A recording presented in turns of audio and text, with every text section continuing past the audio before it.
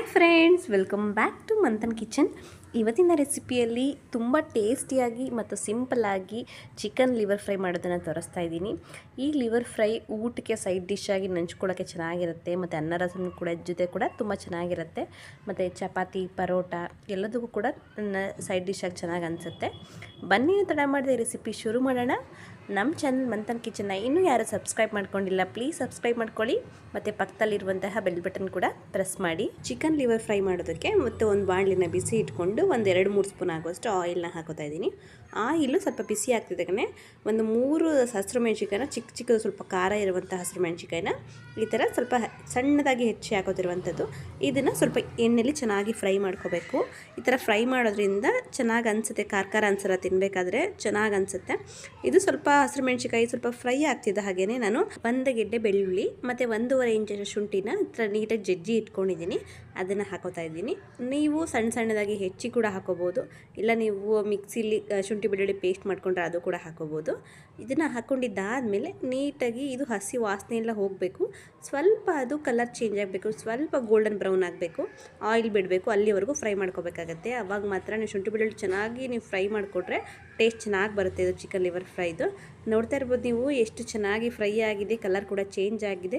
ಈ ಹಂತದಲ್ಲಿ ನಾನು ಒಂದು 3-4 ಮೀಡಿಯಮ್ ಸೈಜ್ ಈರುಳ್ಳಿನ ಚಿಕ್ಕದಾಗಿ ಹೆಚ್ಚಿ ಇಟ್ಕೊಂಡಿದ್ದೀನಿ, ಅದನ್ನು ಆ್ಯಡ್ ಮಾಡ್ತಾ ಇದ್ದೀನಿ. ಈರುಳ್ಳಿನ ಚೆನ್ನಾಗಿ ತಿರುಗಿಕೊಂಡು ಅದು ಸ್ವಲ್ಪ ಟ್ರಾನ್ಸ್ಪರೆಂಟ್ ಆಗಿ ಸ್ವಲ್ಪ ಗೋಲ್ಡನ್ ಬ್ರೌನ್ ಆಗಬೇಕು, ಅಲ್ಲಿವರೆಗೂ ಫ್ರೈ ಮಾಡ್ಕೋಬೇಕಾಗತ್ತೆ. ಈರುಳ್ಳಿಯನ್ನು ಚೆನ್ನಾಗಿ ಫ್ರೈ ಆಗಿ ಈ ಥರ ಕಲರ್ ಚೇಂಜ್ ಆಗಿರುವ ಹಂತದಲ್ಲಿ ನೋಡಿ ಅರ್ಧ kg ಅಷ್ಟು ಲಿವರ್ನ ಚೆನ್ನಾಗಿ ತೊಳೆದು ಈ ಥರ ಚಿಕ್ಕದಾಗಿ ಕಟ್ ಮಾಡಿ ಹಾಕೋತಿರುವಂಥದ್ದು. ಈ ಥರ ಚಿಕ್ಕದಾಗಿ ಕಟ್ ಮಾಡಿ ಹಾಕೊಂಡ್ರೆ ಟೇಸ್ಟ್ ಚೆನ್ನಾಗಿರುತ್ತೆ, ಉಪ್ಪು ಖಾರ ಎಲ್ಲ ಚೆನ್ನಾಗಿ ಹಿಡಿಯುತ್ತೆ. ಲಿವರ್ನೆಲ್ಲ ಹಾಕ್ಕೊಂಡಿದ್ದಾದಮೇಲೆ ನೀಟಾಗಿ ತಿರುಗಿಕೊಂಡು ಫ್ರೈ ಮಾಡ್ಕೊಳ್ಬೇಕಾಗತ್ತೆ.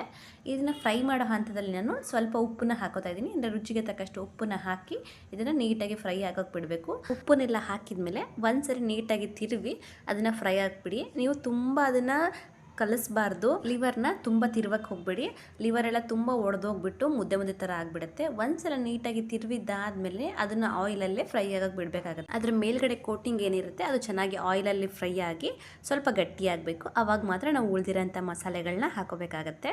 ನೋಡ್ತಾ ಇರ್ಬೋದು ನೀವು, ನಾನು ಒಂದು 5 ನಿಮಿಷ ಚೆನ್ನಾಗಿ ಫ್ರೈ ಮಾಡ್ಕೊಂಡಿದ್ದೀನಿ, ಇಷ್ಟೇ. ಇದಕ್ಕಿಂತ ತುಂಬ ಜಾಸ್ತಿ ಏನು ಫ್ರೈ ಮಾಡೋದು ಬೇಡ. ಒಂದ್ಸರಿ ಫ್ರೈ ಆಗಿದ್ದಾದಮೇಲೆ ನಾನು ಸ್ವಲ್ಪ ಒಂದು 20 ಎಲೆ ಕರಿಬೇವನ್ನ ಹಾಕ್ಕೊಂಡು ನೀಟಾಗಿ ತಿರುಕೋತಾ ಇದ್ದೀನಿ. ಕರಿಬೇವಿನ ಸೊಪ್ಪಿನ ಹಾಕಿದ್ದಾದಮೇಲೆ ನಾನು 1 ಚಮಚ ಆಗುವಷ್ಟು ಕಾಳು ಮೆಣಸಿನ ಪುಡಿನ ಹಾಕೋತಾ ಇದ್ದೀನಿ.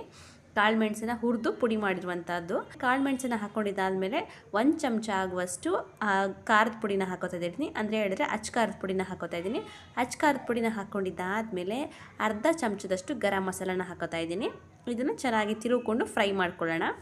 ಮಸಾಲೆಗಳೆಲ್ಲ ಹಾಕಿದ್ದಾದಮೇಲೆ ಒಂದು 2 ನಿಮಿಷ ನೀಟಾಗಿ ಇದನ್ನು ತಿರುಗಿಕೊಂಡು ಫ್ರೈ ಮಾಡ್ಕೋಬೇಕಾಗತ್ತೆ.